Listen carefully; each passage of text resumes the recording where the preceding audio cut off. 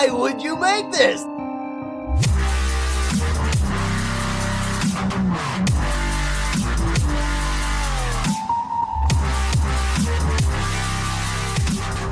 Hello, everyone. Welcome and thank you for listening. This is Why Would You Make This Season 3, The Asylum Years. The only podcast to continue to do something that they clearly hate, which makes you ask the question, why would you make this? I am Jimmy Time. I'm joined by my co-host, Brother Skylar. How are you? I'm doing great. What a great episode this was. I'm in a great mood. I can't wait to talk about it. Okay. We are also joined by J Delta Wagwan. Wagwan, how dare you, sir? What? What? Oh, yeah, no, all those hate crimes were phenomenal. Fun to watch. You gotta turn a blind eye, and it's Yo. great with the other Yeah. eye. When they don't bleep them out, it doesn't seem so hateful. There was bleeps? What did they bleep out? Oh, my Oh, God. for our version, they bleep it. We've been over Yeah. this many times. Oh. There's You watch the bleeps. raw version. We watch the later edited version on the live view. There's also a good chunk of the screen that's just blurred out because someone has a sign that's clearly another hate crime. Oh, is it in the front row? Like on the... Mhm. Oh, Yeah, we'll talk I wrote about it down. We'll I know which talk one it about is. We'll talk about it. We're going to have to bleep you if you say what it is. All right, so during season 3, we are taking you through the National Wrestling Alliance Total Nonstop Action Weekly Pay-Per-View shows, now known as TNA The Asylum Years. This is episode 17, originally broadcasted on October 16th, 2002, live from Nashville, Tennessee at the Fairgrounds Coliseum, now known as the Indiana Farmers Coliseum, allegedly drawing an undisclosed amount of people in live attendance. Smart move. Wasn't as much as last week, but it's Yeah. more than they've had before, where it was awful. So as per usual, episode 16 left us confused about the direction of the company and the motives of the characters. So let's try to explain why we are the way we are with our crazy past. The most prospector I've ever done. Wait a minute. What happened that got you so crazy? All right, so first in the women's division, originally inspired by Ron the Truth Killings, Miss TNA Bruce has issued a standing open challenge for $5,000 to any woman who can beat him for the crown of Miss TNA. So far, 4 women have challenged and failed. And since then, it seems as if Bruce has been re-inspired by Ron the Truth Killings and is now going after NASCAR drivers. All right, next, the tag division. Wildcat Chris Harris and Cowboy James Storm are still your NWA World Tag Team Champions. And undefeated. They are, never yes. defeated. They keep mentioning that. Which, of course, brings us to many people seem to have a personal vendetta against Cowboy James Storm and Wildcat Chris Harris. And while we do not know why, it's pretty clear that the real issue with this tag team, both inside and out, is that James Storm does not have a cowboy gimmick. He is a real cowboy. Recently emphasized by him getting louder and stronger sounding guns for his entrance. Now, why is he allowed to have guns and Puppet wasn't? I don't understand this. Yeah. He has 2 guns and he fires them. This is discrimination right here. Gotta be. Yeah. And last in the tag division, while it's not very clear what the B or G stand for, BG James has come to TNA to help his family and his friends.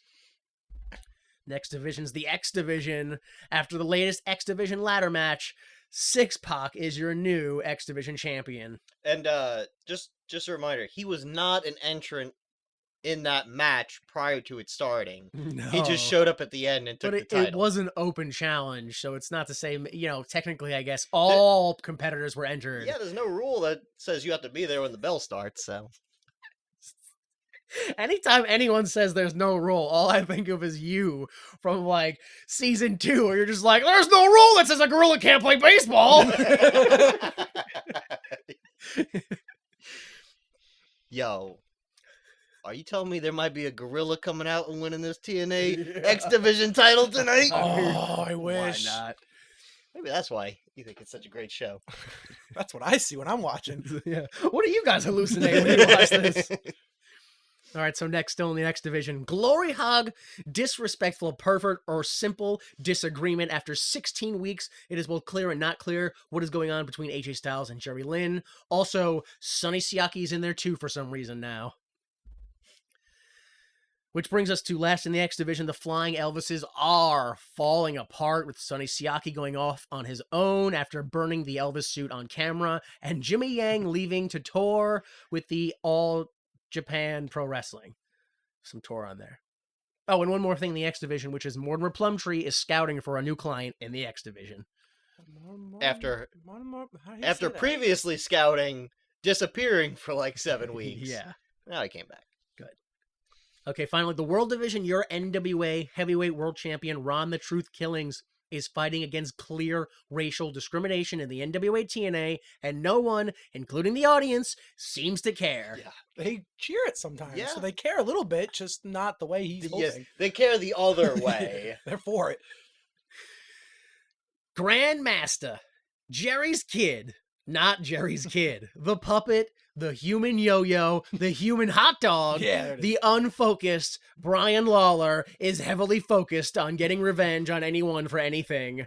Also, he might be abusing his girlfriend, or maybe she's manipulating him somehow. Although we've really only seen one end of that on TV over and over again. So, you know, either way you want to go with that storyline, apparently. Yeah. It just makes me uncomfortable. I hate seeing it. I'm just saying, not all men, right? I mean, sure, he drags his woman out and abuses her at ringside, but not all men, right? But maybe all Lawlers. Oh. All right, finally in the World Division, Jeff Jarrett will not be screwed over again like he already has been by Here we go.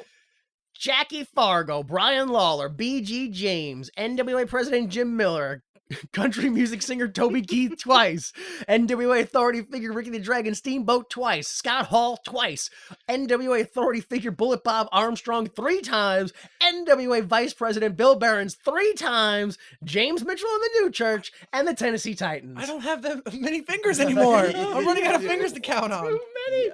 We haven't had that many shows. Yo, we are so close to 20 screwings.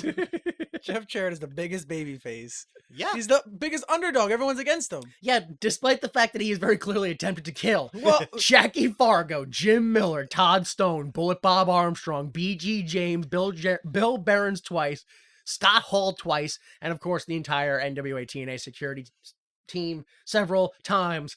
well, why did you take out allegedly? Come on, it's allegedly. You said he attempted. No, this is all alleged. Allegedly. Well, yeah, I mean, allegedly. Although, again, we keep, just like Brian Lawler, we keep seeing evidence of it each week. And you always forget that he heroically stopped the Mad Gunman puppet and saved countless innocent lives. Hero, babyface. Okay, Give him a world title shot already. All right, maybe that's true. Okay, so last week we were promised 6-Pac versus AJ Styles in an X Division ladder match, or X Title ladder match, or X Title rematch. Also, tag team title match: Storm and Harris versus Michaels and Michaels, no relation. Wait, really? Yeah. Yes. Oh, I thought they were brothers. No, there's Oh. no relation. They are not even cousins. No relation. I'm almost certain multiple times every match they have, they go, and just a reminder, these two men are not brothers. Yes. We were also promised B.G. James and Jeff Jarrett in some capacity, as well as The Truth defends the title.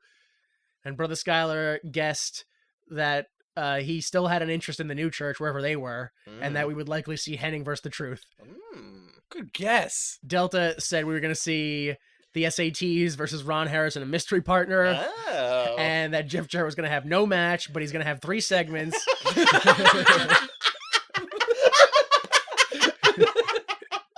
And also, you claimed that we would see not Henning versus The Truth. Oh.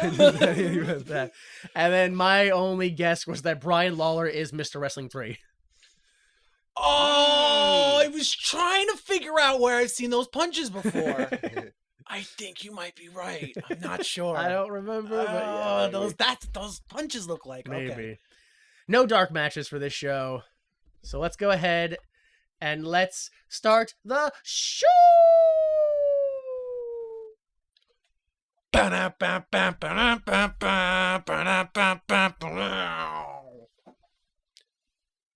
and fireworks.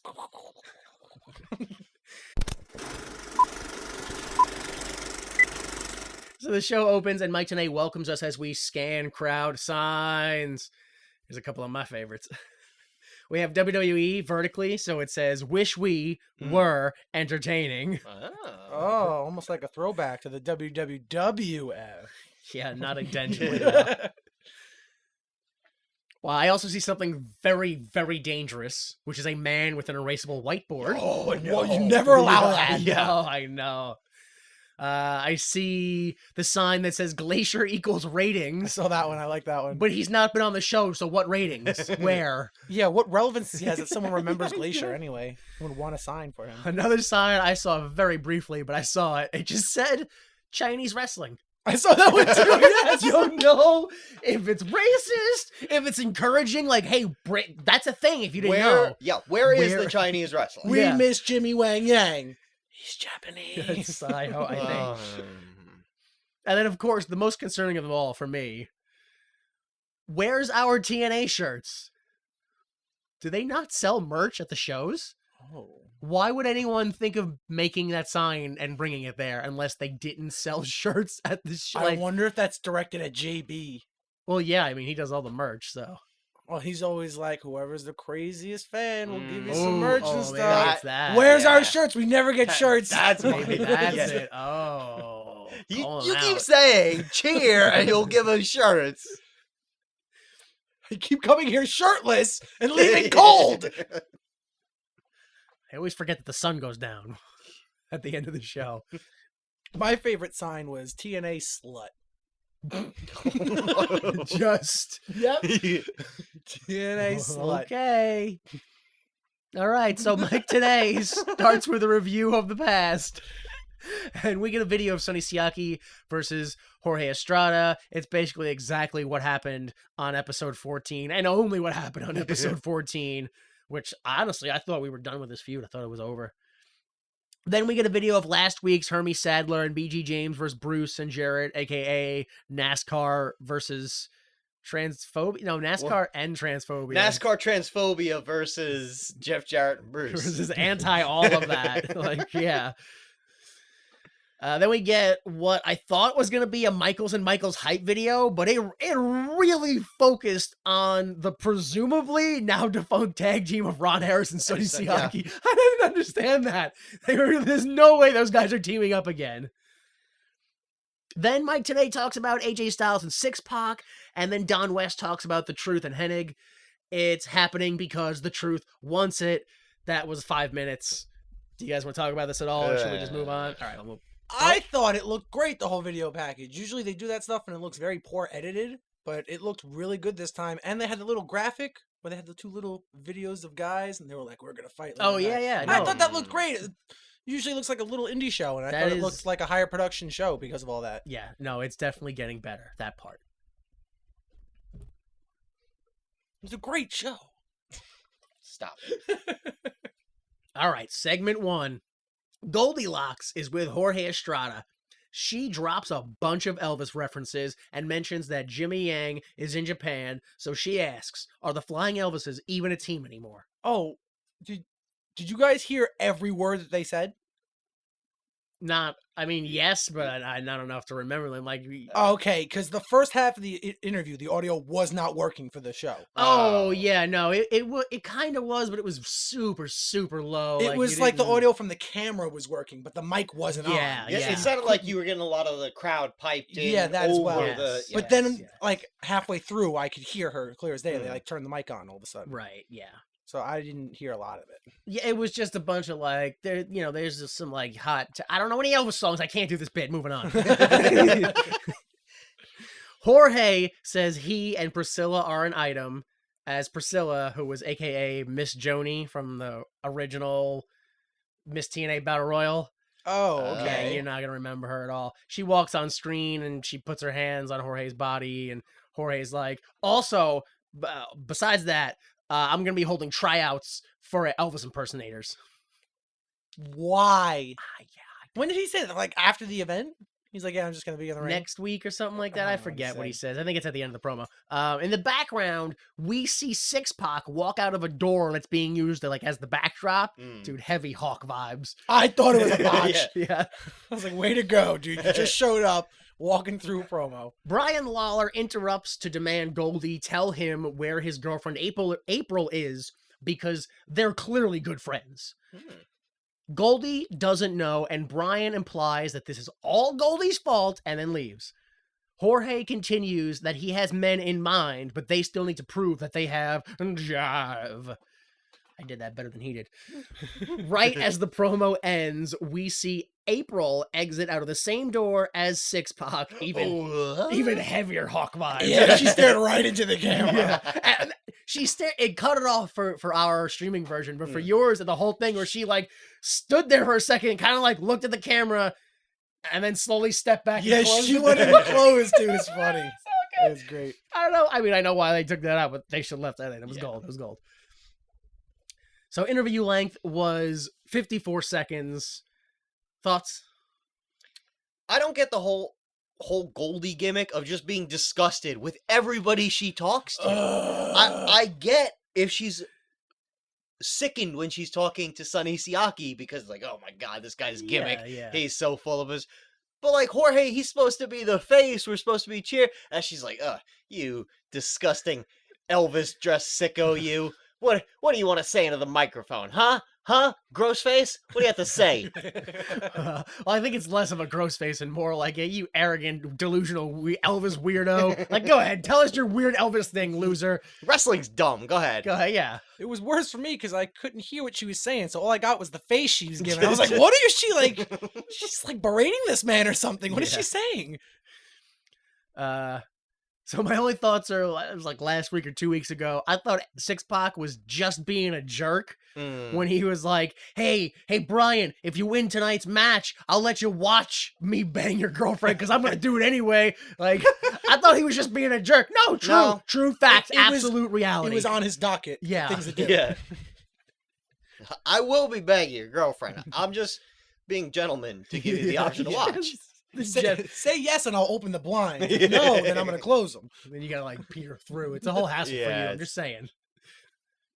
All right, segment 2: David Young versus Brian Lawler.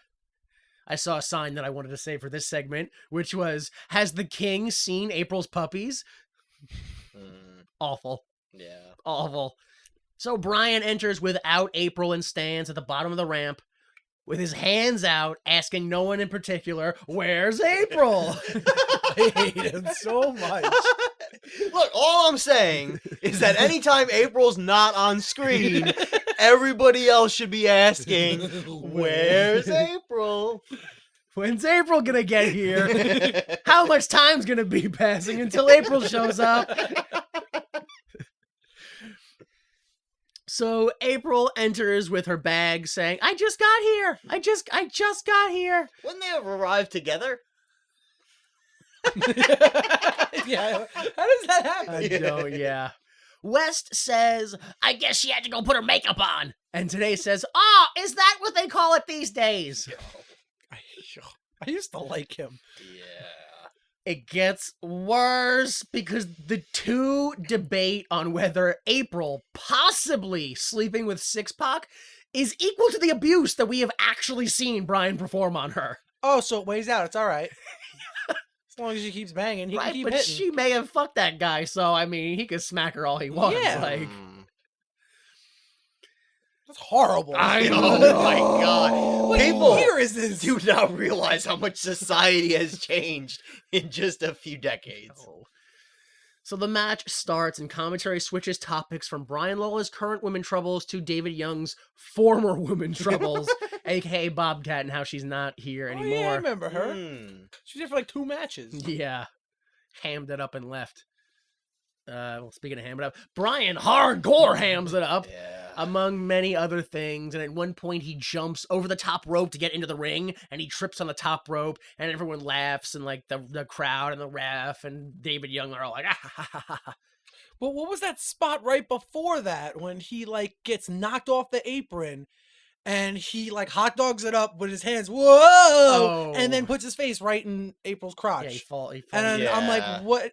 What do you? I don't get this. Is this supposed to be embarrassing? Are you supposed to be trying to cop a field? Like that's your girlfriend. You're allowed. I Yeah. don't Yeah, understand what I this is supposed to be. I just felt like this was a legitimate spot for Brian Lawler because he's like, I just want my actual face. This close isn't to gonna, it. this isn't gonna last much longer. I might as well get this while I can. Yeah. I just want to huff before the match is done. Jesus Christ.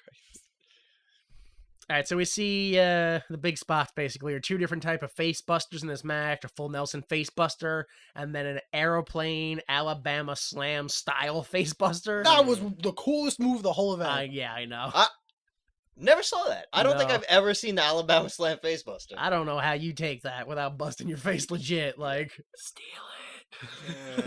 I didn't say I liked it that much. I think it looked awesome. I like when the other guy does it. So at the end, David Young goes for a moonsault, but then Brian Lawler goes for the hip hop drop with the goggles, but he misses. And then David Young goes for another moonsault, but he gets distracted this time by April waving at him like, hello, hi. Was he like intrigued? Was he turned on? Was he confused? know, I couldn't yeah. tell by his face how he felt. It was so bad because he just kind of stands there on the second rope, just looking at her, and it's like she forgot the spot for a second. It takes her a minute to like, oh, but like he's already gawking at her, and then she's like, oh, this guy's looking. Hey, what are you looking at? Yeah, 50-50, that might not even have been the spot. Yeah. Like, she might have just forgotten. Waved. Like, yeah, like I feel like that's where we are in the company. Airhead. Yeah. God. So Lawler goes up and gives a second rope inverted DDT for the 3. That's your winner. He like slowly crawls up him and sneaks up on him. Yeah. He's just like, what? That was so bad. After the match, Brian pushes April to her knees to pose in the ring and then picks her up by her hair to leave.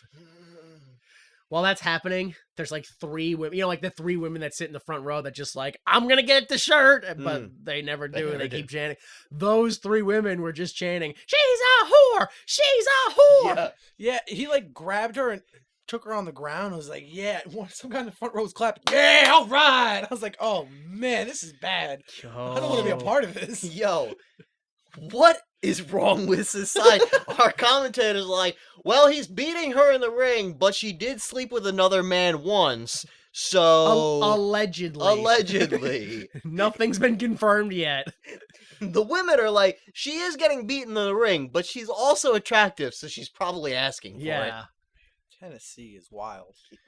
Yo. So, match length, 5 minutes and 53 seconds.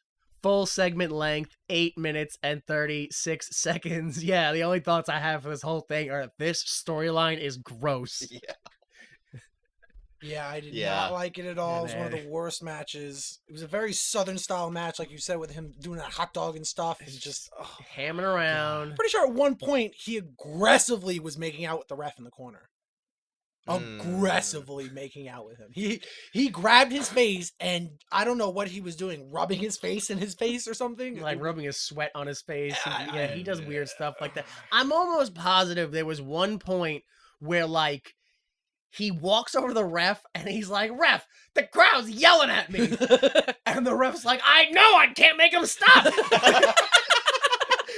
Crowd, stop yelling at him. And he like turns his back to him. And then Brian Lawler just walks over to David Young and kicks him right in the dick. Oh, I God. couldn't- I hate spots like that. It was so bad. Oh my god. All right, let's move on. Please. I'm so tired already. It's only the 3rd segment. Segment 3. We have a video recap of Sonny Siaki versus Jerry Lynn. Do you guys think this music was ridiculous? Was this like Oh, I the don't hyper remember. dramatic one? Yeah, it was like hyper dramatic music. Dun, dun.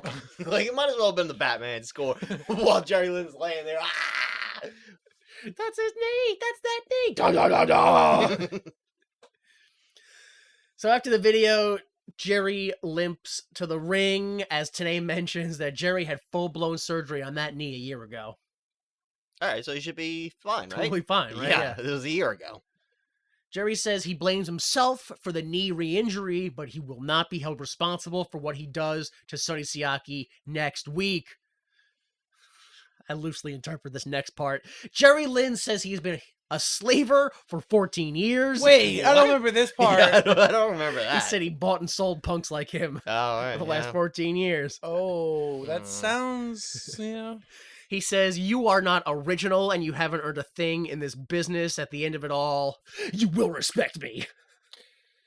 It's the Didn't one- we just see this feud with AJ Styles? Yeah. Isn't this the same They exact just tried feud? to seamlessly remember the whole knock it off when Jerry Lynn like kind of Yeah. passed the feud off behind the That was it right there? That was the pass off. Yeah. That's why you got to be careful with those like cartoon cloud fights. You get too close, you get sucked in, You and now get you're in the sucked fight. Then the original guy Yep. falls out of the cloud. Yeah. The So good Sonny- old Indiana Jones swap. Yeah, but they clearly don't weigh the same, so it's not gonna work right. So Sonny Siaki comes to the ramp and says Sonny Siaki respects no one. Sonny Siaki is a top. Sonny Siaki. What? Yo, he said Sonny Siaki starts on top and Sonny Siaki finishes on top. Okay. He's a There's top. no other way to interpret that. Yeah, I exactly. don't know. He could bottom in the middle there if he wants. Yo, good point. I didn't say he didn't say that. He does not bottom.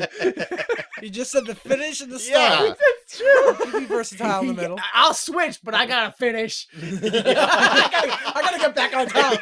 Once this ends. Jerry Lynn says that after life comes death. Siaki runs to the ring and the two fight. X Division wrestlers come out and hold back Siaki, but Lynn tries to continue the fight. Security comes out to hold him back, but fails like 3 to 5 times. Jorge Estrada wanders out to fight Siaki, but never really gets to him. Head of security, Don Harris, comes out and pushes Sonny Siaki out of the ring hard. Video recap 2 minutes and 2 seconds. Full segment length 7 minutes and 53 seconds. Damn. So, yeah, what your thoughts? You guys kind of said most of my thoughts. Like, it's the same AJ thing we just saw. That pull apart took way too long. Way too long. They just go and go. Also, this is the second week in a row that Don Harris has come to the ring to stop a fight and specifically push Sonny Siaki out of the ring. Mm, I'm just saying. What was that last one-liner by Lynn? What did he say? Oh, yeah? Well, after life is death. No, afterlife comes death. Oh, still, what? Okay. What does that mean? Well, because Sonny Siaki is life, and then afterlife comes death. It was poetic. but I it- did not get that at all. But it was poetic. After one comes two. Let's go. mm. I didn't get this. I don't know, man. I think it had something to do with the whole Sonny Siaki's a top. All right, well, life comes and then death comes. So long as we both come, I don't know. I'm really stuck in the gay thing. I'm sorry, guys. All right, so next is segment 4. Mike Tenay interviews Sean Six-Pack Waltman. Tenay says, a decade ago, you had matches with Jerry Lynn in Global Wrestling Federation. You guys were the X Division before there was one. Pac says, thanks. And tries to improv things that X stands for, but can't get past 2 of them. He barely got two of them. Yeah. He said extreme and what was the other one? Excitement. Excitement. I feel like he just stumbled upon that one. He says the X Division has the best wrestlers in the world today. Tenay says, you've made an impact at other federations. Can you make the same impact? Pac says, positive or negative? You know my past, and the truth is we can't recreate the NWO or DX, but he's here to wrestle because he's a pro wrestler, not a sports entertainer. Mm. Tenay asks for his thoughts on the title match tonight, last week's apology to Low Key, and then AJ Styles interrupting, and then AJ Styles in general. Yo, what a fucking hell. It's like so many questions today. Pac says he realizes that that he realized last week that Low Key was one of the best wrestlers in the world, and he spoke wrongly about him. He wanted to right that wrong. AJ was just trying to get respect in his own way. Pac did that too when he started. And as for the title match, he's not proud of how he won the X title, but he's an opportunist, and tonight he proves he's the champion. Interview 4 minutes and 7 seconds.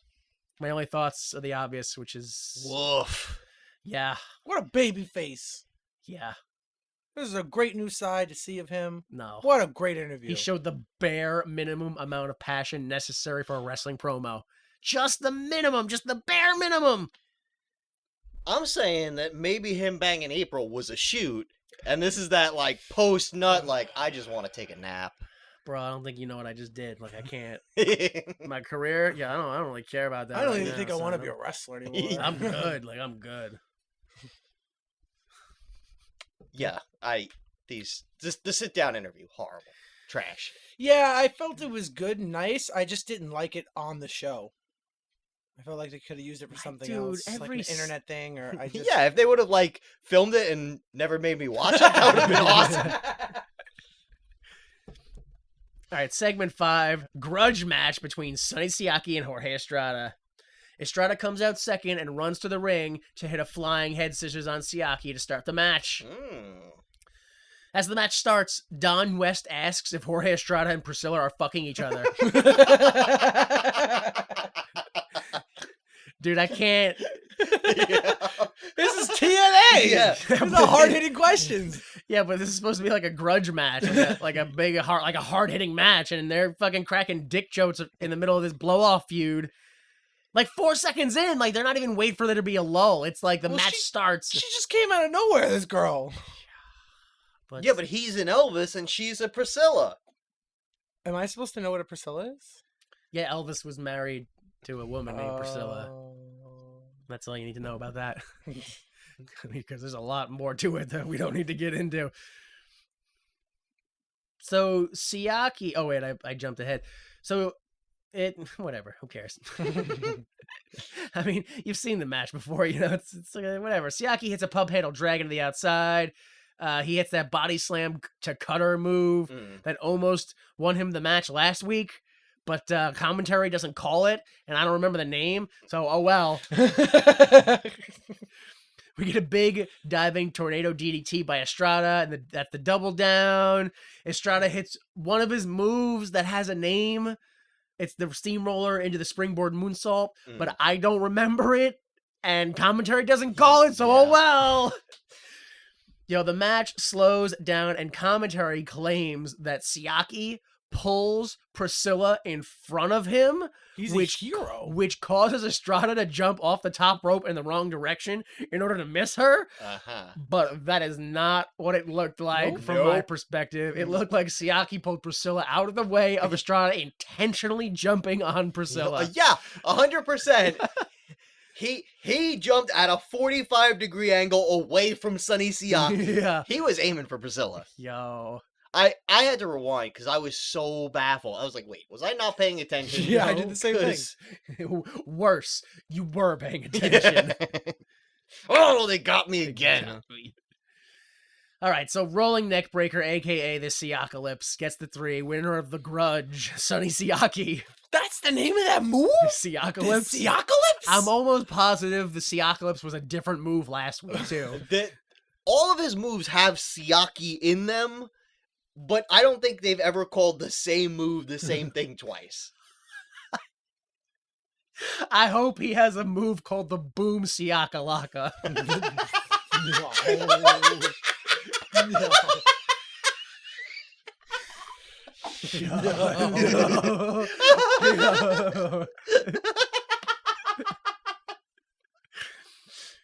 All right, so post-match, Siaki walks backwards up the ramp, posing to the crowd, and turns around perfectly, like it's so beautiful, perfectly in time to be speared by Jerry Lynn.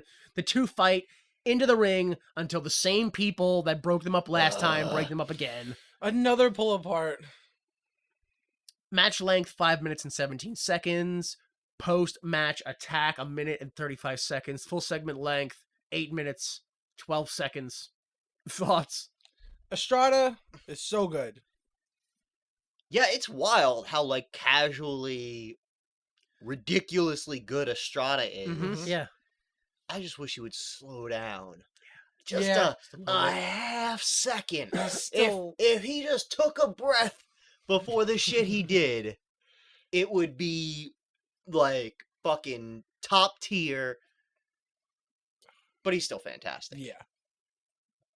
Yeah, he's still like 22. It seems like he's just No, running he around is. doing He's young, spot. But he's still like, he has this stupid Elvis gimmick, and since the start, he was the only one giving it his absolute all. He was doing everything, and he's the best worker. It's just a shame he's not going to get pushed. I just know it. I would be pushing him to the moon. Do you think like he was like, wow, I really like this Elvis gimmick, like, or is he just like, look, they stuck me with this, and I'm gonna run it into the I ground? think that's what a lot of. Yeah, I think he's just giving it his all because he's so passionate about wrestling. I just hope it's over because I hate it.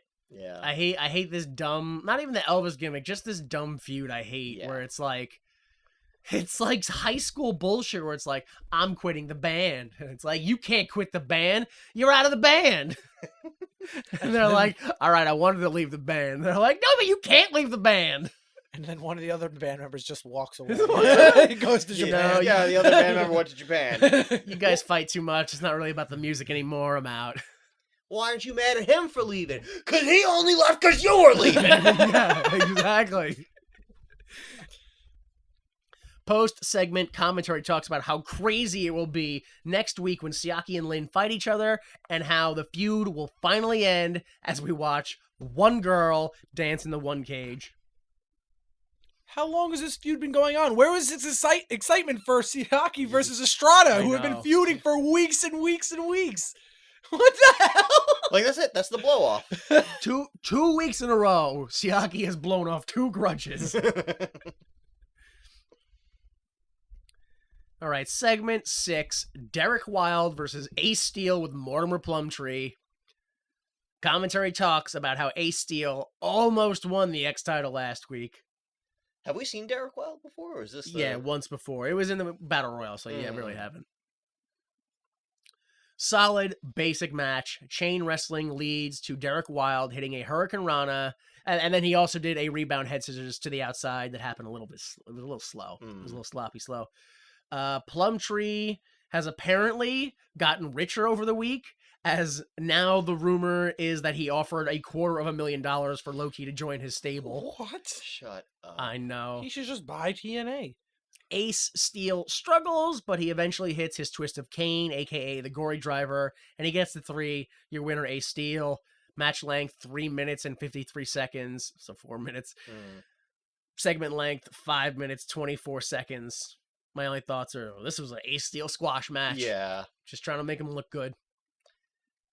Yeah, the Derek Wilde guy, super green, super sloppy, but, some okay stuff. I liked his head scissors to the outside. He hit it in a way, because it wasn't quite a head scissors. He actually caught him under the arms. Oh, okay. For the spill to the outside. But the way he got into it was, it caught me by surprise. I wasn't expecting. That's good.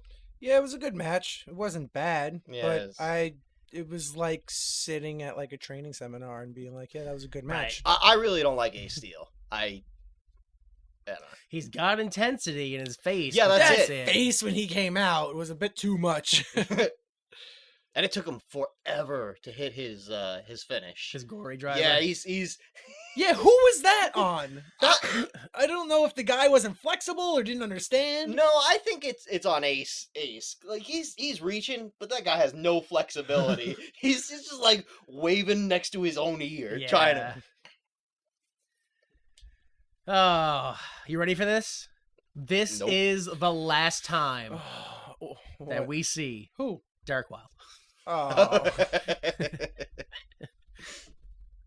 Okay, segment 7. Enter... Hate crime. Oh. Yeah, it's a hate crime, all right. Enter Bruce. Push. A hard cam front row sign is blurred out for the entire match and segment, which of course is the hate crime. Hermie blows engines. Bruce blows me. That's way less worse than I thought it was going to be. Yeah. Worse in terms of like cleverness. Yeah. I thought that was gonna be like, some like, oh, and it's good too. No. It's like, I'm pretty sure one of the other signs that they blurred was like literally just gay. Like it's just like, No, none of that. Like we know what that's about. You gotta get rid of that. All right, so we get Bruce and Jeff Jarrett versus BG James and Hermie Sadler. They all come out, And then BG gets on the mic and just straight up calls Bruce a she-male. Yeah. And says that people are saying that Hermie can't wrestle or drive. Why are you bringing attention to that? But tonight, we prove them wrong.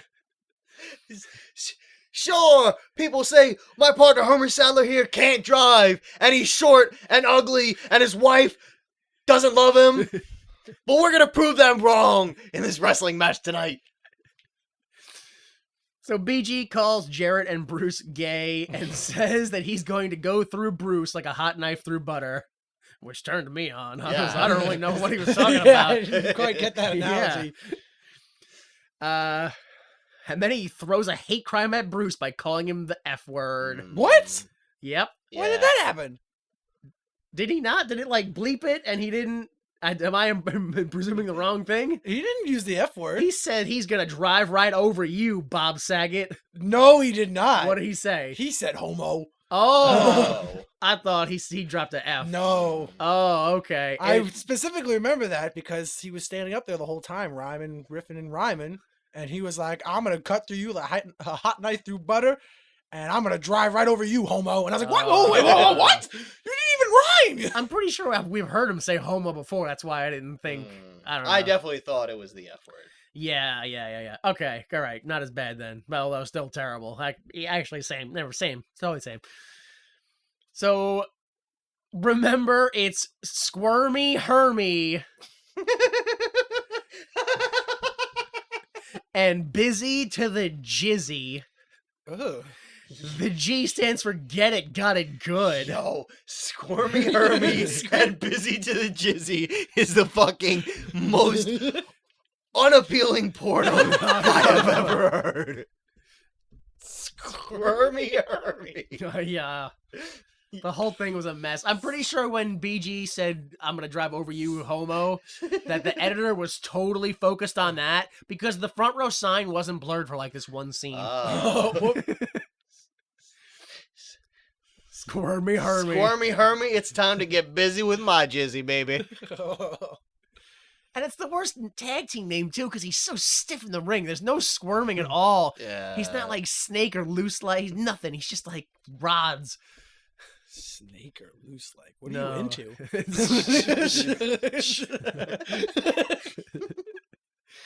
So Jarrett takes the mic and says that he was at that race last week and Hollywood bigwigs were there and they said that they're going to cast Hermie in their new movie, The Last and the Furious. Ha ha ha ha ha.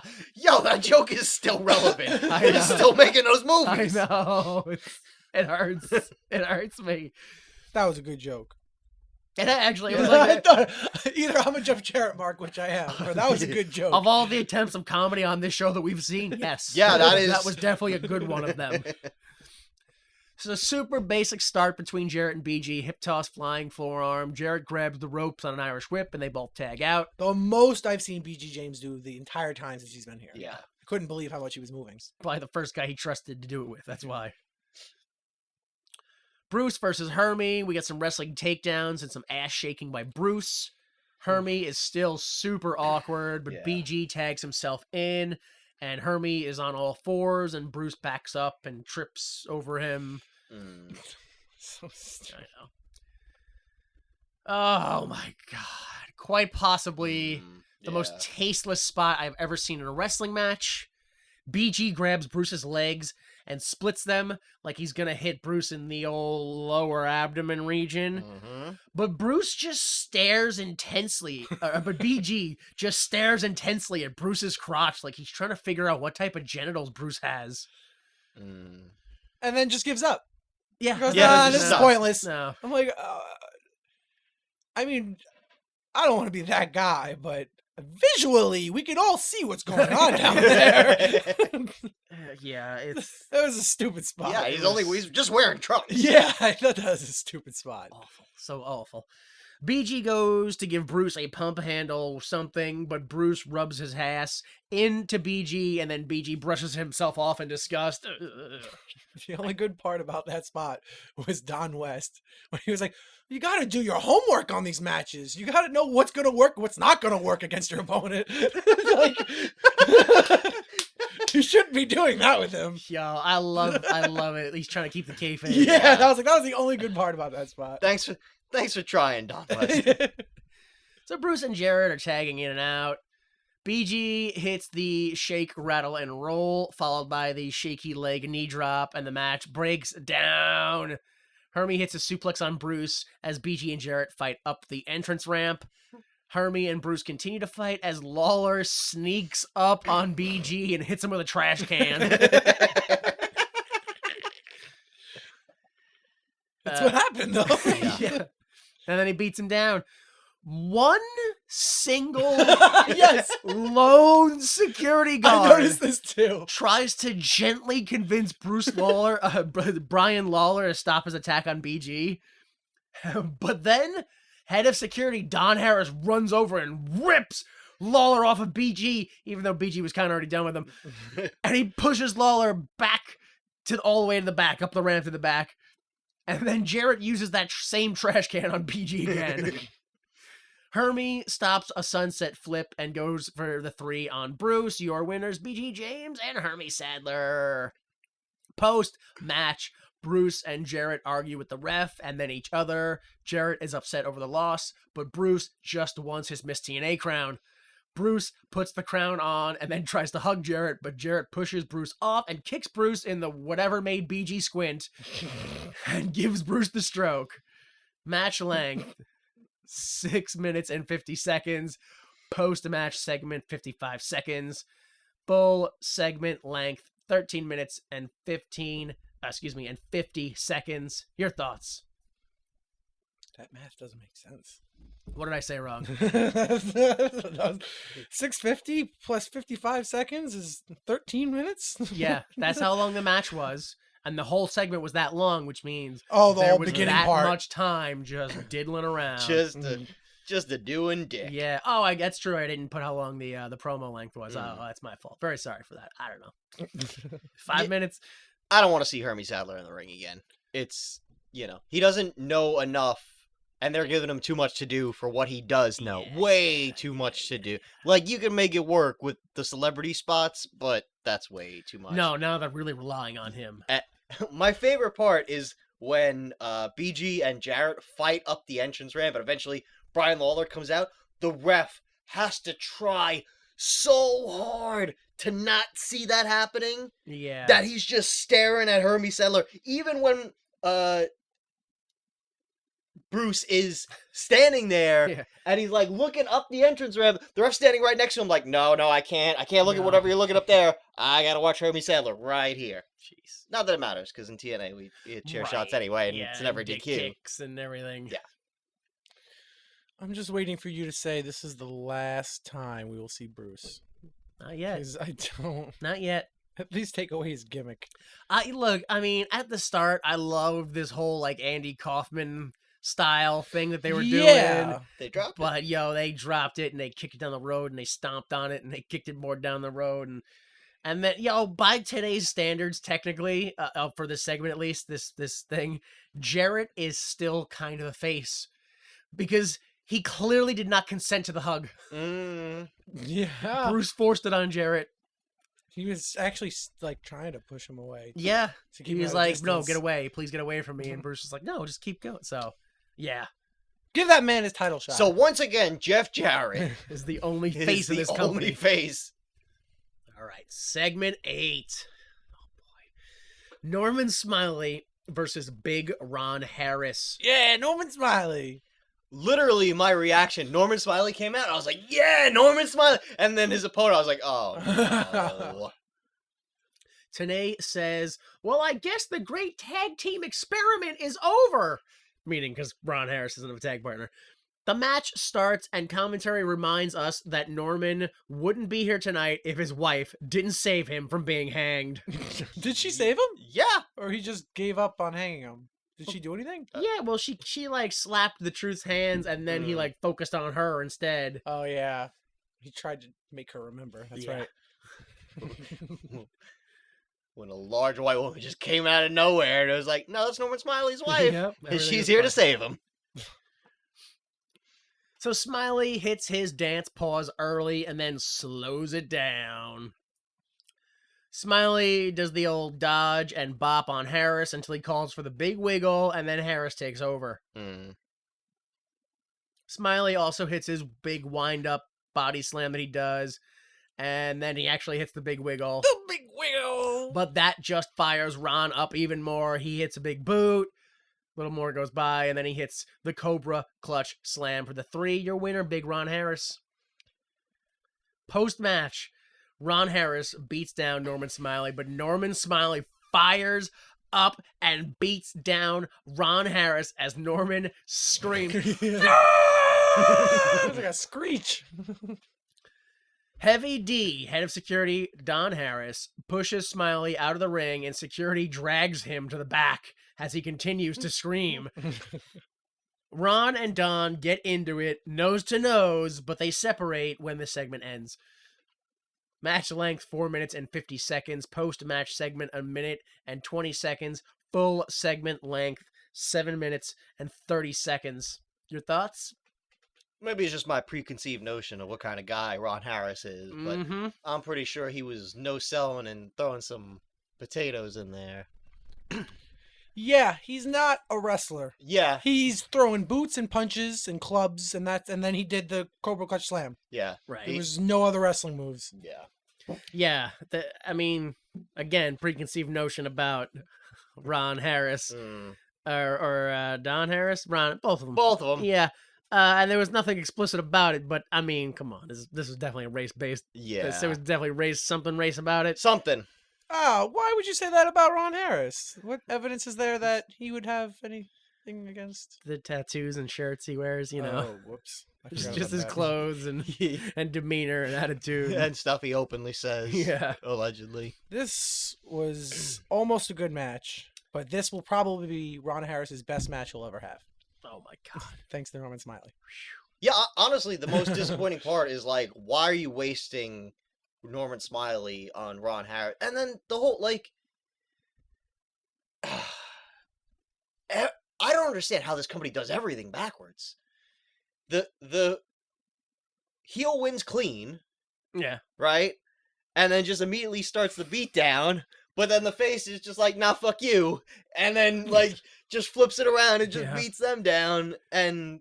I don't know, man. And then they're dragged off. And then, yeah, and then the Another face pull gets, apart. yeah, the face gets dragged off, and then we get it like a nose-to-nose tease of the two Nazi brothers, alleged Nazi brothers, Yeah. for like the 6th week in a row.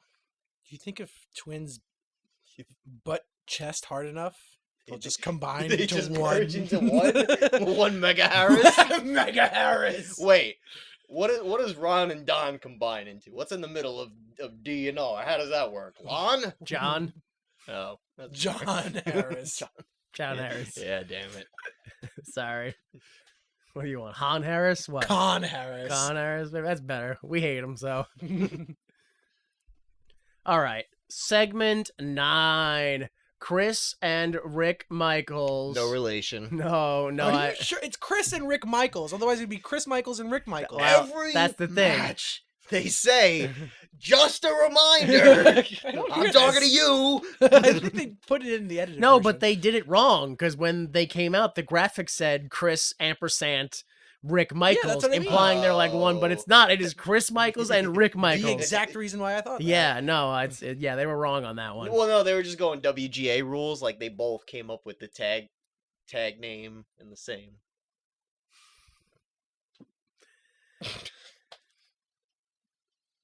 So yeah, Chris Michaels and Rick Michaels versus Cowboy James Storm and Wildcat Chris Harris for the NWA World Tag Team titles.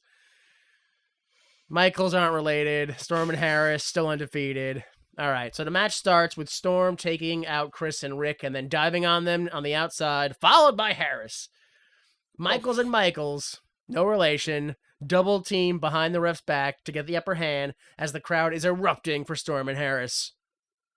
Hurricane Rana and an Inzaguri take out both Michaels for the hot tag to Harris. Storm hits a reverse tornado DDT on Rick, but the ref is distracted. Chris Michaels hits a top rope leg drop and reverses the pin. As the ref is still distracted, the ref turns around, shrugs, and counts the 1, 2, no! It got me. It was a good one. Oh. That It was a got good me. spot. Yeah, It was a good good. It was a falsie. good one. Storm hits the super kick, but it's only a 2, and then he gets pushed off the second rope to the outside of the ring.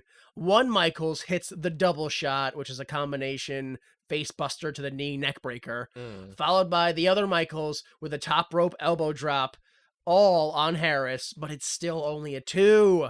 It's a nice elbow drop too. Rick gets dumped to the outside, and then catatonic by Harris on Chris. That's the 3. Winners and still NWA World Tag Team Champions, Storm and Harris. Post match, you know what's about to happen. I sure hope it's not another pull apart. Well, no, I mean it's probably not going to be a beatdown. Like we kept seeing, Harris and Storm get beat down after every match, but finally last show they didn't do that, right? They won a match, they ended.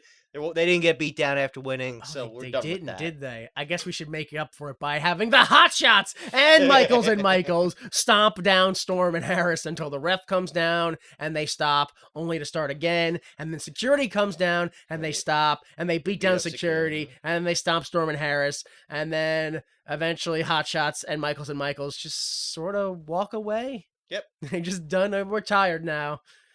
Match length. 6 minutes, 48 seconds. Post-match beatdown, 2 minutes and 34 seconds. Full segment length, 12 minutes and 12 seconds. That's a lot of... Did I skip something? That was a lot of entrance time and in between nothingness. Your thoughts? Did you guys pop as hard as I did when Tenay and Don West simultaneously called the catatonic? Catatonic! I thought it was just one voice. No, That was good. they merged into a single life form to call that. He sold it nice too. So it was all a good spot. I thought I love Storm and Harris. Yeah. The only problem I have is why do they keep booking them against nobodies and like kids? They're already so like well-rounded that they need experienced workers now to really find themselves. And it's not going to happen anytime soon. if I they're facing think these that guys. this might have been one of like the most established teams they fought. Really? Yeah. What? You're lying to me. The Hot Shots would be the most established. Who? Oh, I guess. Who Yeah, they that's just true. the Michaels brothers? Yeah, I know. But that's what I'm saying. Like, that's where they are. Like, this is definitely top 3 of like the most established teams that they fought. Yeah. They need more though. Feed them more. They do, yeah. And then the match in general, like, the first half of the match was not good. Like, it almost made me walk away from the whole thing. But the second half picked up, so it kind of made up for it. That dive was pretty sloppy in the beginning. Oh, 'Cause yeah. that's I think James Storm's problem. He's really quick and green. He's running around going to spot, Dude, He can't slow himself down. He just dove and flailed through the air. Yeah. So what's the logic when Ron Harris... Kayfabe question? Yeah, kayfabe question. Ron Harris attacks Norman Smiley. Norman Smiley fights back, Right. right? So Norman Smiley attacked after the match and fights back. You get Big Don Harris out there to break that up. We gotta... 4 guys jump. The guys who legit won the match, let it go. Send a couple security. We don't need the big guy out. Maybe he was I still don't- dealing with screaming Norman Smiley. Yeah, Well, no, maybe- but he didn't carry off screaming Norman Smiley. He got nose to nose with his brother. Yeah, but maybe he was dealing with him. Oh. Trying Yeah. to prevent the merge. Yeah.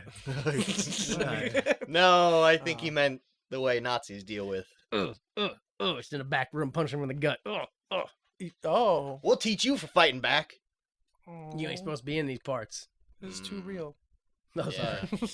I'm wearing a clown wig. We want to do this. It's less real, right? Less real. I'm sorry.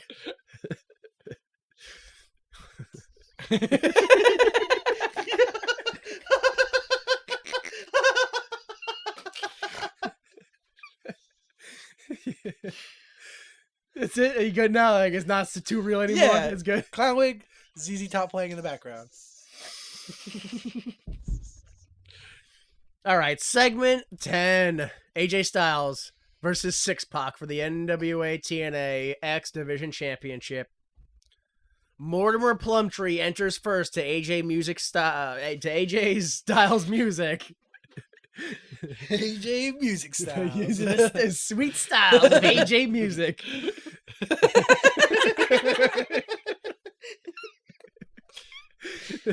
So Mortimer Plumtree enters to AJ's music and then raises his arm to present AJ Styles to us to show, I guess, that AJ is now a client of his. Tenay puts over past wrestlers who have set the quicker pace for today's wrestlers like Brian Pillman and Jushin Thunder Liger. If you had to pick one person who didn't need a manager, Yeah. it'd be AJ Styles. He was already your most over guy. And he wasn't lacking in anything. He didn't need any help. Jesus Christ. Boss, I just got this bag of gold. Well, should I, give it to the other employees? I don't know, man. I would say, why don't you give it to Tony? He's already got 20 bags of gold. He knows what to do with gold.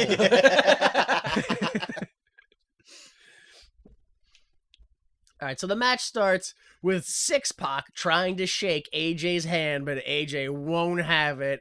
And then Pac tricks AJ with a test of strength into a crotch chop. Finally, some wrestling. Yeah, I know. So it's just universal, boring shit. No one's doing gimmick work or crowd work. I mean, besides Brian Lawler, but I don't want to count not that. the good That's idea. bad crowd work and shit. Commentary mentions that Pac is on a downslope in his career, and tonight we find out if Pac still has it. Oh, damn. I know, it's so Isn't that a weird thing to say right after you won a title with your company? know, it's just the worst. Arm work like crazy here early on, but the crowd loves it, so whatever. AJ pulls Pac's leg into the ring post, and then shortly after, Mortimer pulls Pac down on the middle rope to choke him.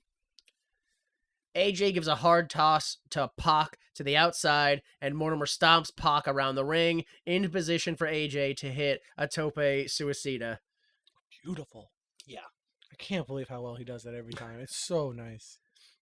AJ misses the spiral tap, and Pac fires up, hits 3 spinning heel kicks, but gets drop kicked out of the air. AJ was selling those heel kicks. Oh, yeah. Ooh, turned inside out for every one of them. So AJ mocks and then goes for the Bronco Buster, but Pac uses his legs to toss AJ out of the ring and then jumps after him with a top rope senton to the outside. Why even try to follow up AJ's? I know. You can't. In the ring, Pac ducks and AJ hits the ref with a discus clothesline. Ooh, he didn't hold back. He No. wanted to lay him out. Fuck that ref. Pac hits a pop-up X Factor, and then Mortimer Plumtree enters the ring to kick Pac and break up the pin. Pac goes to punch Mortimer, but the ref wakes up and stops Pac by grabbing his arm on the wind-up. All right, I guess. All right. That's not allowed. Pac hits the Bronco Buster on AJ and punches AJ until the ref grabs Pac's arm to stop him, but Pac pushes the ref away, so the ref disqualifies Pac. Pac punches the ref before the winner is announced. So winner, either AJ Styles via DQ or no contest. Yeah, AJ via DQ, but the title. But doesn't yeah, change. either way, Pac's still your champ. I feel like he rang the bell too soon. Because he was stomping him, and he pushed him away, and he just started waving for the bell. And as he was doing that, you could see Waltman ducking, trying to yell for the ref to come over for more. Right, yeah. So I was like, oh, I'm not sure if he was supposed to do that quick or. Yeah, that happens a lot in wrestling when you got to work with a guy who never worked before and he doesn't understand. No, guy, it's not. You don't do your spot and go home. We're trying to draw this out and make money. Wait for me to give you the signal. Then he decked him. Yeah. And he punched him. Yeah. Yeah. Post match, security comes down to stop Pac before he even starts to do anything. They just know at this point. He It's happening every match. He didn't even turn around, and the security was already in the ring, being like, "Whoa, whoa, whoa, slow down, easy." That was the bell. Get security out there. It's gonna happen. Yeah, the one time they hit the ring right away, nothing happens. Nothing, yeah. Plumtree complains as he and AJ leave. Match length 13 minutes and 53 seconds. 14 minutes. Post-match segment 46 seconds. Just like them walking up the ramp, basically. Like, say full segment length 17 minutes 15 seconds. Thoughts here? We've already said it, but I don't like how the refs get involved. Like, you don't have to touch the wrestlers. Don't touch the wrestlers. Yeah. Get off that. Why? Like, in a pro wrestling match, why would anyone presume the guy pulling on my arm? Oh, that's got to be the ref. Yeah. The guy pulling on my, stopping me from beating my opponent. That must be the ref. I've never seen when a fan gets in the ring, a ref hold a wrestler back from when they're beating the crap out of them. So I don't know why he's trying to protect the manager. No, and you didn't even like. I mean, it's not like they're mic'd very well to know if they are, but he didn't even give a verbal warning. He just walked over and grabbed him by the arm. Yeah, there wasn't even like a, hey, you cut this out. You know, like 1, 2, 3. No, he just grabbed him. Yeah, I didn't like it. I didn't like this whole like Pac won the title dirty from the heel, and then like DQs himself to retain against. It's all backwards. I know. Yeah, he had a really big face interview, and he didn't prove anything. No. And, like, the craziest part about it was AJ was the heel champ, just loses it out of nowhere, and now I don't know. Like, this was your chance to take AJ, your top homegrown star, and start making him a face. Like, make Pac the heel. He's already working like a heel, so... It wasn't supposed to be a ladder match? Oh, was it? No. I thought this was supposed to be a ladder match. No, that was last week. And because they announced it, and I was like, they're going to have another ladder match? Yeah, hang on. Let me scroll over real quick. I thought this was supposed to be a ladder match. Yeah, but no, because if it was a ladder match, then anybody else could have come out and won, like last week, and they didn't want to do that. Yeah, I guess ladder rematch, so... Oh, they actually said ladder? That's what I have written here. Yeah, at the end of ladder last rematch. week's show, they said that, and I remember freaking out. And they forgot. I mean, I forgot too, I guess. Not that I was looking forward to it, so... Yeah. Yeah. Wow. The whole thing sucks. Yeah. The whole thing sucked. It's all trash. It's all, and then, like, they didn't even, not that he's any good at it, but they didn't even have Jerry Lynn on commentary, the real X Division champion. Instead, they had Mortimer Plumtree, which, he can't do commentary. I'm sorry, that guy sucks at commentary. Yeah, I don't enjoy it at all. I don't know why he's, like, here. I still think it was the match of the night.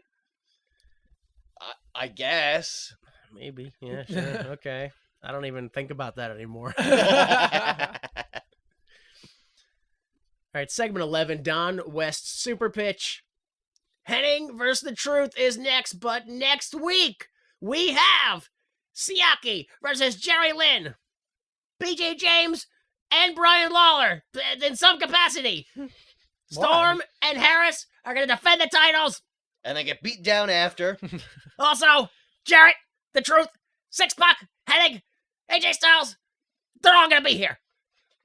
And then Tenay throws to himself interviewing Hennig. All right, I'm in the back with Kurt Hennig. Let's go to me. Thanks, me.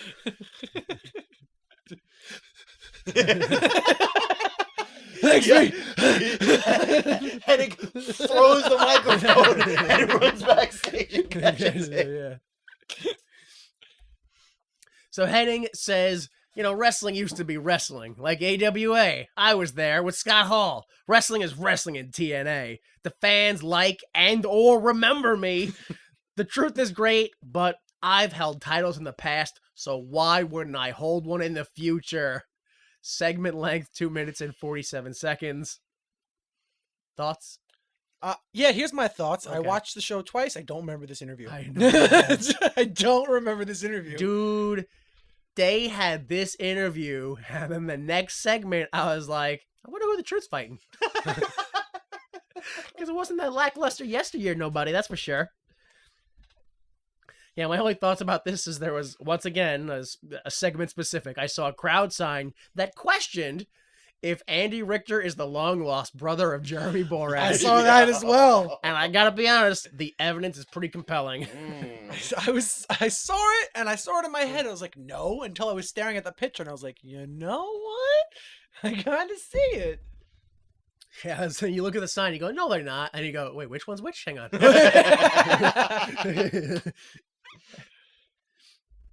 Why is JB so fat in that picture? Yeah. In both pictures. Oh. Why is he always standing next to Conan O'Brien? I don't understand. But not right next to, a little off to the side. Yeah. They're friends, not good friends. All right. It is time for the main event, which means it is time for the best hour, Our favorite hour? our favorite hour, the Troy McClure hour.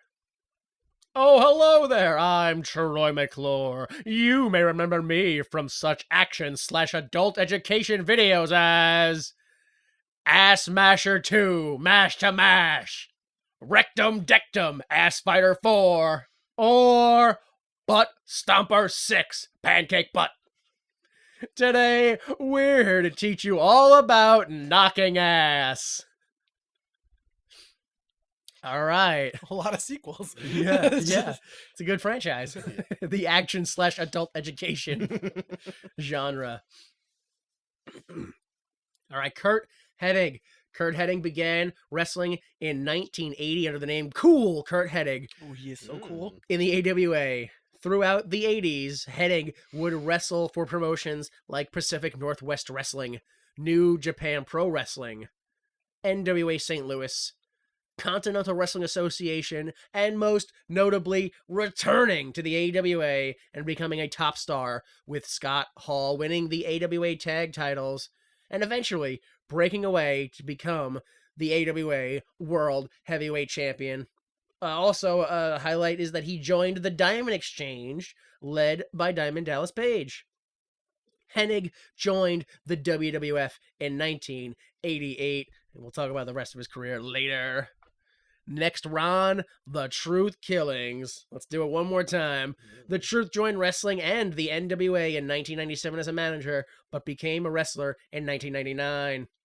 The Truth joined the WWE the same year under the name K-Quick and joined the main roster in the year 2000 by forming a tag team with the Road Dogg. After the Road Dogg was suspended and released in the year 2001, K-Quick joined the Hardcore division and won the Hardcore title twice under 24/7 rules. After that, K-Quick was demoted to a promo background figure and was released in the year 2002. He deserved more. Yeah. Yo, he's so good.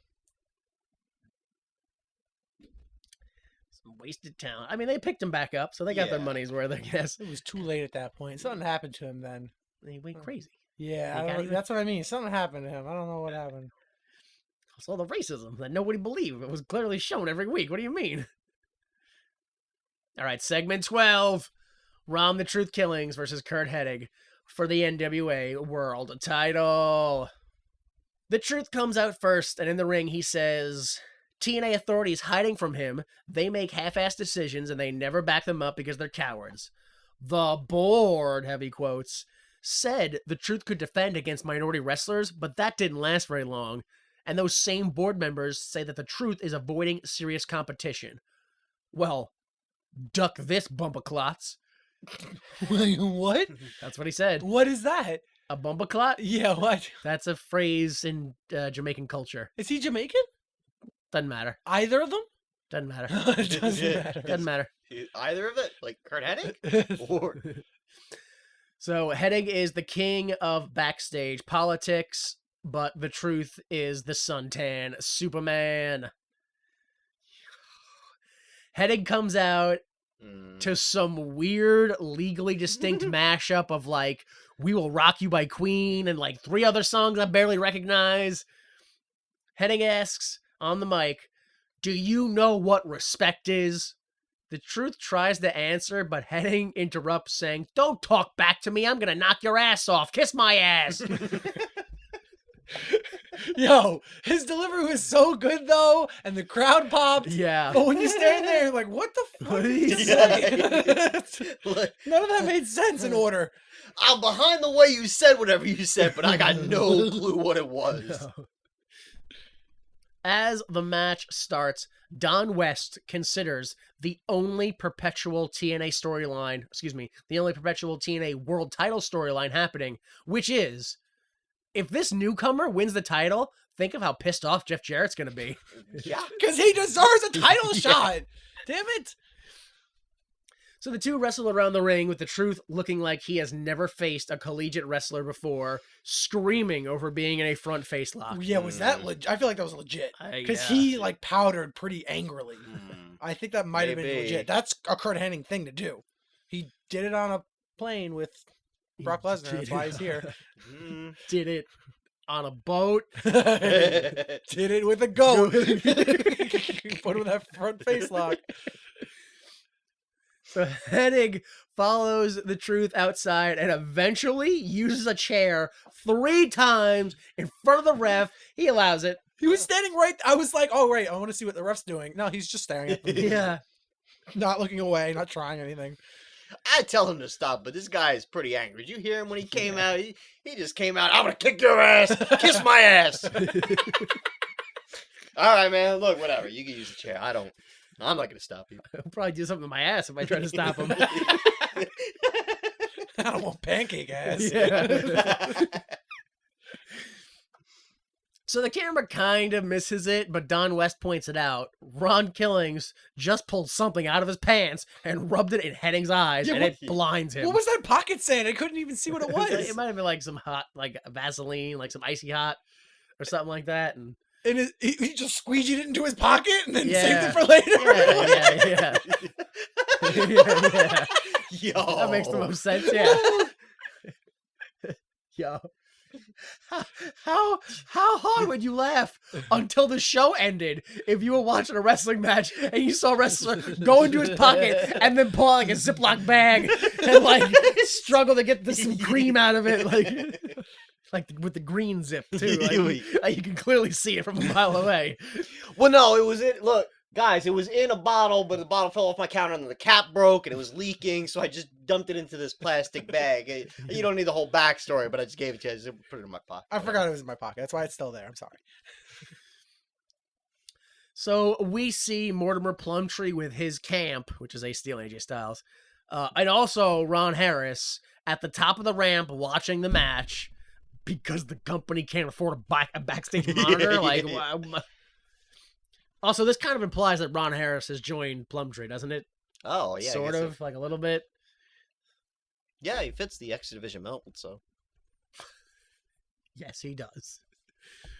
So the ref gets knocked out by the Truth's legs during a scoop slam. Mm. The Man in White, a.k.a. Mr. Wrestling 3, enters the ring and beats down the Truth. But not before Kurt Hennig is like, who are you? I'm going to attack you. Yeah, that was. He runs up to Hennig, punches Hennig once, Yeah. and then walks right past him and puts his back to him and just beats down Truth. Yeah. Like he's not gonna walk up to him again. No, Hennig is kind of confused, but eventually he walks over and tries to stop the Man in White. But the Man in White fights Hennig off and goes back to the Truth and punches him again. And then BG James and Six Pac kind of slowly walk to the ring and just like gently push Mr. Wrestling 3 off the Truth. And Mr. Wrestling 3 gets up and scrambles out of the ring and runs and dives in the crowd and runs away. And like, nobody wanted to stop him, or they were just kind of like, "You all right, buddy? You should get out of here." Hey, man, you dropped your keys on the entrance ramp. Also, your wallet and just some mail you had in your pocket. Yo, all the security guards were like around the donut table, exhausted. We're not going out there again. Screw this. So bloated from the donuts. Yeah, so he leaves to the crowd, and then the heels, Steele, Styles, and Harris, enter, and they fight the faces. Security and Bob Armstrong enter to clear the ring with reason. And then the match continues. Continue the match. The Truth does not want to restart the match and tosses the ref out of the ring, and then goes out of the ring and punches Jeremy Borash and punches Bob Armstrong.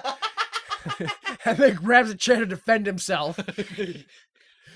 And then Armstrong says, "You can lose the title on a count out now, so get back in there." And the ref starts counting. The ref gets to about 8, and then Jeff Jarrett runs out. Low blows Hennig behind the ref's back, and then the Truth pins for the 3. Winner, still your champion, Ron the Truth Killings. Post-match, the truth raps. But they think it's a promo, so they like cut off his music, and I was like, Yeah, no, I this is an acapella, no. no. Yeah, and then he tells the crowd they can kiss his ass, and then boos fade off the show. Promo length, 3 minutes, 20 seconds. Match length, 9 minutes. Post-match segment, 27 seconds. That was the wrap. And then full segment length, 14 minutes, 37 seconds. Yeah, your thoughts on this? They tried to screw Ron Killings again. He got beat down, and Yeah. Hennig got like punched once, No, he like barely, a glancing yeah, punch. barely touched, yeah. And they're like, no, this is fine. Just restart because he came out and attacked both of them. No, he bumped shoulders with them as he ran by.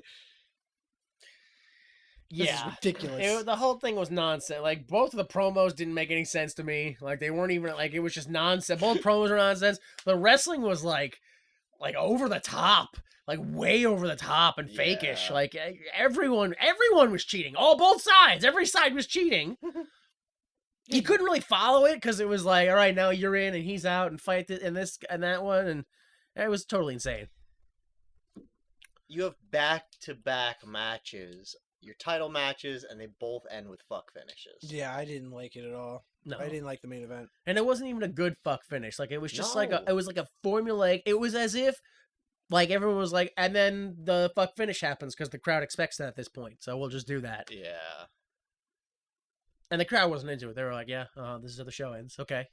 But what else? Like, what else do you... Yeah. You got a hat? Wear a hat. Post-show!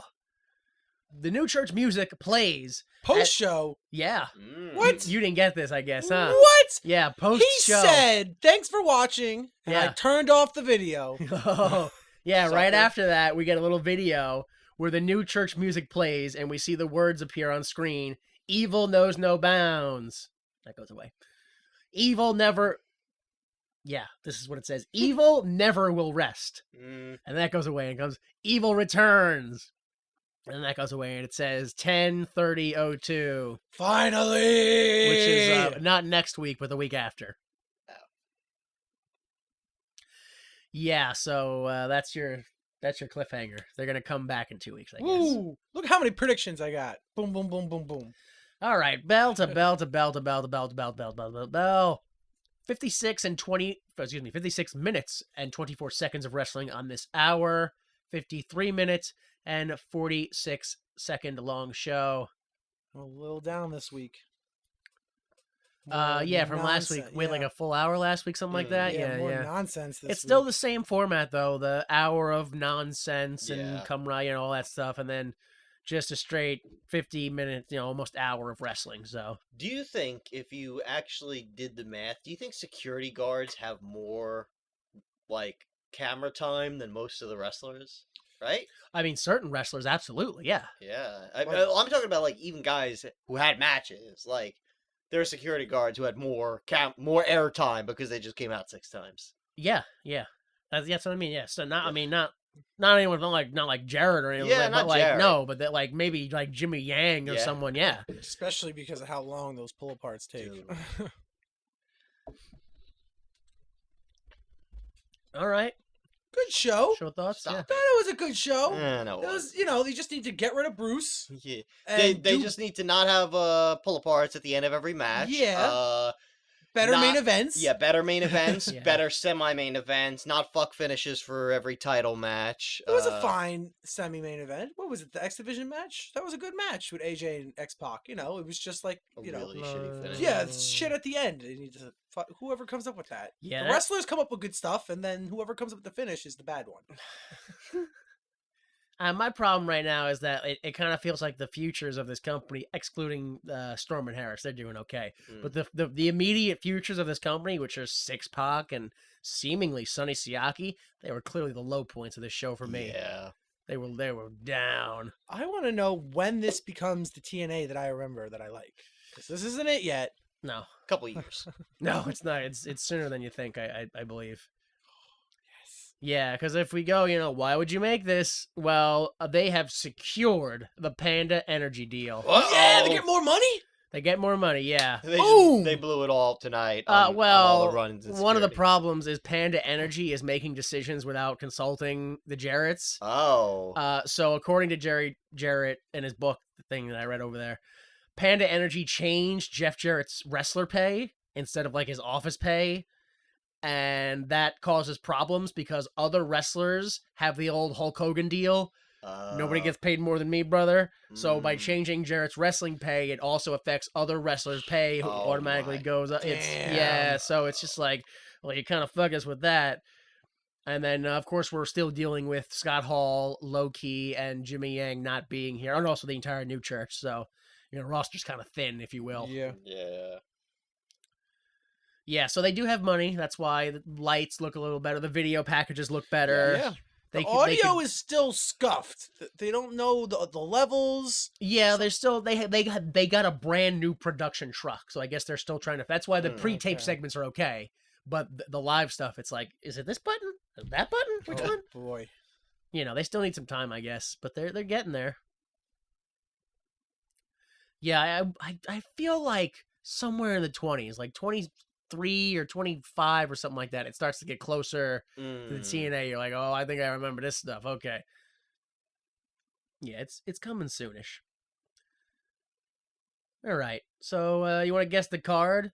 Not that you really have to guess anything because they tell you everything we're going to see anyway. Yeah. Like we're going to see Siaki versus Lynn, BG James, and Brian Lawler in some capacity, probably fighting each other for some dumb reason. Storm and Harris will defend their titles against some random team you've never seen before. I'm guessing the Hot Shots. Or will again. The Hot Shots attack them. I know, really, they should. I mean, it doesn't, but it's as close as we get. And then also Jarrett, Truth, Six-Pac, Hennig, and AJ Styles are going to show up again. So what do you think? Hennig versus Jarrett next week? No. Maybe. I mean, maybe. Low blow at him. Yeah. I want to know what AJ's doing. AJ versus... You don't put him against Six-Pac again. I don't think you put him against the Truth. Maybe you just, fuck your whole card, and then you put him in the tag match against Storm and Harris.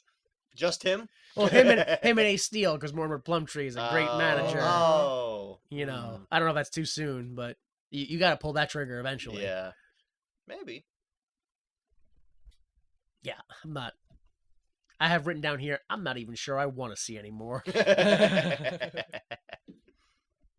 Yeah, nothing? You guys got no guesses? I just gave you them. Oh, sorry, I wasn't caring. I didn't care at all. I'm hoping we don't see Disco Inferno. No disco. No disco. And there's gonna be... Who's that big guy? Pancakes? No. Who's that? Ron Harris. Cheeks. There's going to be a Cheeks match. No, we've already seen the last of him. Oh, damn. What's Ron Harris going to do? Just beat down a guy he shouldn't beat down and then stare at his brother's face. They're going to combine. No, there's no merging. The Wonder Twins do not activate. They do the fusion dance. What if the man's legs and arms just came off of his body in the middle of the ring and assembled on him like a Voltron? But a sick horror version? Yeah, I'm sorry. That could happen. That's what I want to see. All right. That's why I don't share it. I've called that spot before. So what did you say you wanted to see, Delta? I didn't say I wanted to see it. I just think we're gonna see the Hot Shots versus Storm and Harris. And then we're gonna see Hennig and Jarrett, maybe. Right. And that's it. Yeah, man, And then Brother Skylar guest. Don Harris versus David Young. And then his brother comes out and they do the Voltron with their bodies. You get something else too, but I already forgot it. Oh, no Disco Inferno was the other guest. And right. yeah. All right, there you go. Yeah. I don't. Yo, when Don and Ron Harris actually Voltron merge the next show. I was pretty good at guessing for this show. So I mean, why not go off on a limb? Yeah. Sky's the limit now. Put it all on black, baby. Yeah. Or I'm putting it actually all on purple. Yeah, this guy's putting on a color not on the table. Yeah. I don't know. The last infinity times it was red and black, so I'm thinking purple is due. Statistically, it's got to be another color, right? Well, what if it is? All right. Sir, there's a garbage can right outside. You can just throw your money away. All right, so yeah, see any of that, maybe, possibly. All right, and if you enjoyed the show, consider giving us a like or a 5-star or subscribe, share us with your friends, do any of that, if it's even possible anymore. I don't know. Platforms add and take things away all the time. I got no clue what's going on. I'm barely paying attention to myself. Subscribe to the YouTube. You can if you want. I haven't uploaded a thing in like 3 months, but you know, it'll happen again. It's got, again, Be there ready. is still a video that I just need to hit the render button on. but I haven't had the half hour it takes to render that I need, that I have to be around. But it's coming. It is coming. Also, you know, maybe give us money so it'll come faster. I don't know. We got a Patreon. Patreon.com/WWYMT on most places on the internet. Intro music is an edited version of Falling Off Your Love by Kill Paris. For Brother Skylar and Jay Delta, I'm Jimmy Time. Please remember, without the mistakes of others, we'd be forced to endure the pain of failure ourselves. Support the arts. The preceding recording is for entertainment purposes only, and the views expressed in this podcast do not necessarily represent the views of Why Would You Make This, its owners, employees, or associates.